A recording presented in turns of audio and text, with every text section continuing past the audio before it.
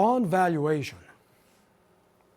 Now that you have delved into topics 1, 2, and 3, you are now well versed in the underlying theory and equipped with a set of quantitative tools tailored to approach the valuation of financial assets.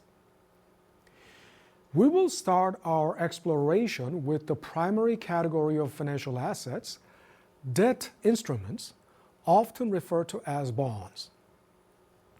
Bonds typically offer a more conservative return compared to stocks, but they provide the advantage of fixed income, thereby entailing a lower level of risk in comparison to stocks. You will learn to distinguish between different types and classes of bonds classified by the issuing entity, time to maturity, and whether they are interest-bearing or non-interest-bearing.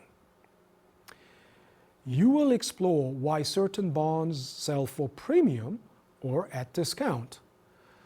You will also explore the reasoning behind the negative correlation between the bond price and yield, and thus why there exists an inverse relationship between the interest rates and bond prices.